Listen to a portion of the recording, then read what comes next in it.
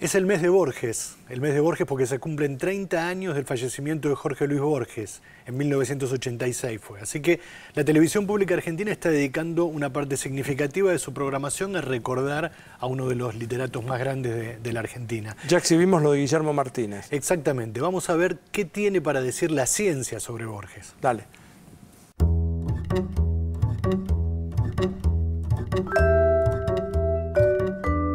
Jorge Luis Borges, el poeta más citado por científicos y el escritor que más tocó mi vida, aparece con obstinación en estas páginas.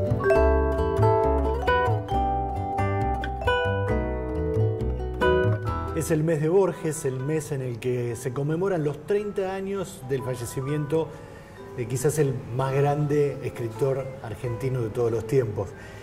Y en nuestro programa hablamos de Borges y la ciencia, y para eso nada mejor que hablar con Alberto Rojo. Alberto, que es un físico reconocido, pero que también es un artista y que tiene la sensibilidad necesaria tal vez para abordar estos temas, ha escrito Borges y la física cuántica. Sí. Pero me interesa parar, o como punto de partida, tomar una anécdota, que es el momento en el que vos lo conociste efectivamente a Borges. Sí. ¿Cómo fue ese momento y qué es lo que pasó?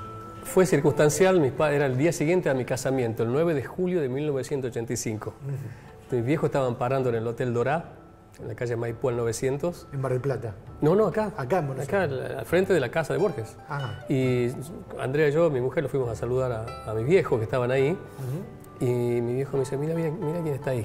Y estaba Borges almorzando con alguien que después supe que es Estela Canto, y tengo más para contar sobre eso porque tengo entendido, yo leí que Estela Canto, que a quien está dedicado el Aleph, que fue uno de los grandes amores de su vida, en esos días se reunió con Borges para pedirle permiso para vender el manuscrito del Aleph. Yo fantaseé que ese podía haber sido el encuentro, ¿no? Entonces mi viejo me convenció de que vayamos a hablar con él, porque ya me da vergüenza. La verdad que yo era muy chico, tenía 20 y tantos años y ya había terminado la licenciatura, estaba terminando la licenciatura en el Balseiro. Y cuando fuimos a hablar con él, para mi sorpresa, el Borges dijo, sí, cómo no, hágame preguntas. Y mi viejo le hizo un montón de preguntas. Una de ellas que recuerdo es, Borges, ¿cómo es que usted, que no cree en Dios, ha escrito tanto sobre Dios? ¿no? ¿Y qué le respondió? Y Borges ahí al toque, tenía 86 años, claro. ¿No? Yo escribí mucho sobre Minotauro también. ¿No? Y yo lo único que le dije es que yo luego Borges lo leo desde chico, ¿no?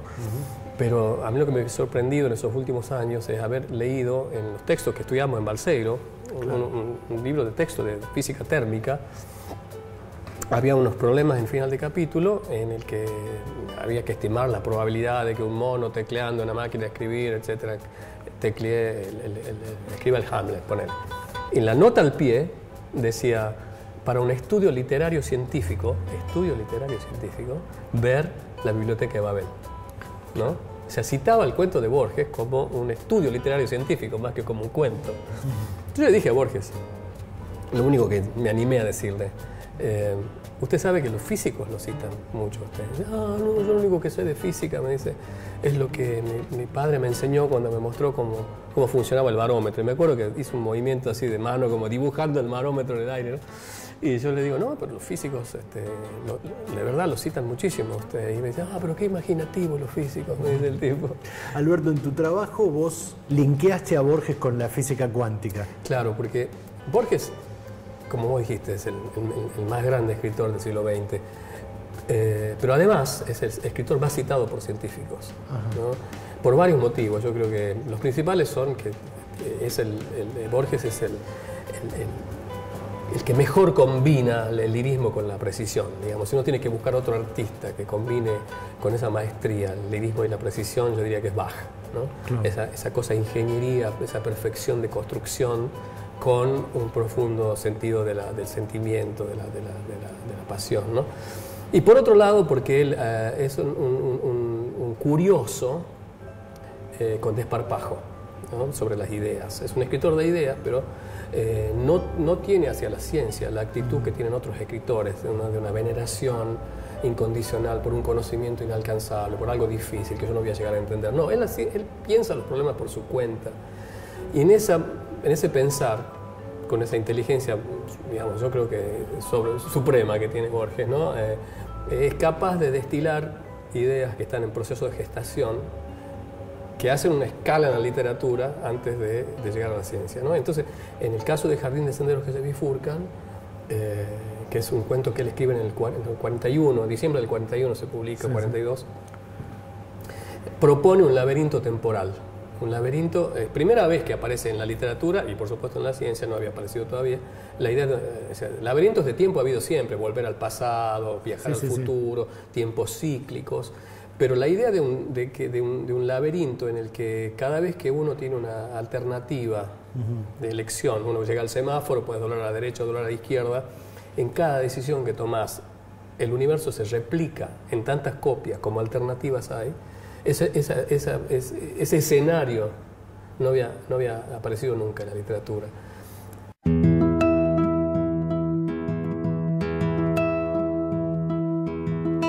En todas las ficciones, cada vez que un hombre se enfrente con diversas alternativas, opta por una y elimina las otras. Ese es el cuento de Borges. En 1957, ¿no? Aparece en la física cuántica hay un problema, ¿no? La física cuántica es la física de lo microscópico, y donde aparece la idea de azar intrínseco, o sea, yo tiro una moneda, la cierro, vos no sabes si cayó cara o cruz, pero vos sabes que cayó o cara o cruz, y hay un 50% de chances de que haya salido cara o cruz. Si yo supiera cómo el ángulo con que, o si vos supieras con el ángulo con que la tiré, la velocidad de las moléculas con las que chocó, la velocidad de mi mano, en principio podría saber si va a caer cara o cruz. Claro. O sea que el azar es en el mundo macroscópico es el resultado de un entreveramiento de muchas variables, ¿no? Claro. O sea que es un azar en la práctica, pero no en principio. Mientras que en la física cuántica el azar es en principio.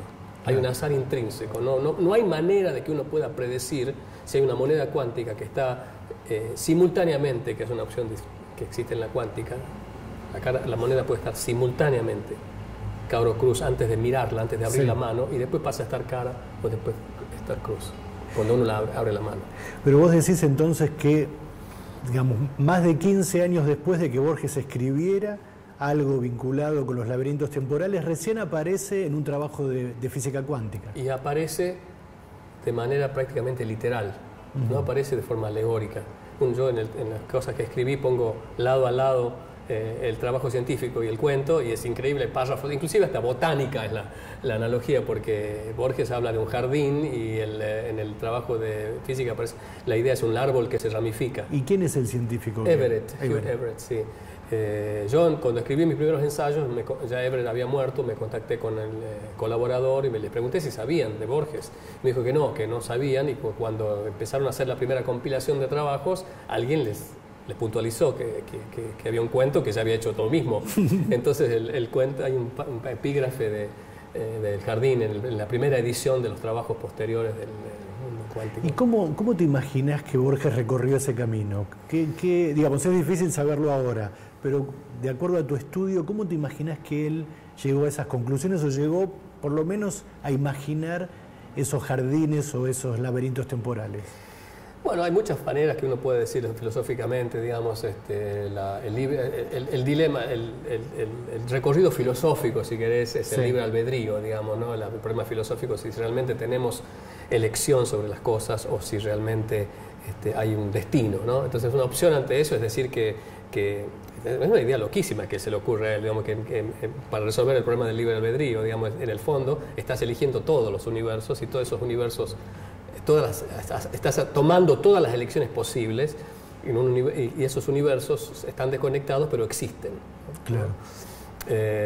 Yo creo que es un recorrido de la profunda imaginación. O sea, aparece mucho en la física esta idea, la idea estética, digamos, hay muchísimo de estética en la ciencia.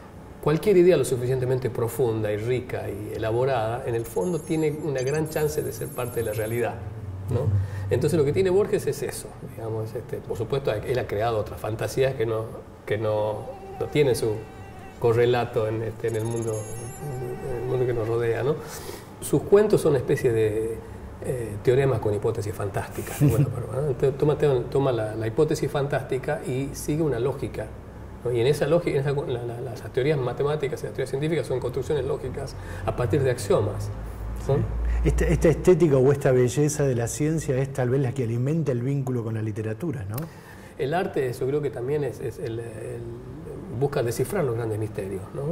Claro. Y en ese sentido se topa con la ciencia. Y la poesía es, justamente, ¿no? La poesía es el intento de expresar lo inexpresable, ¿no?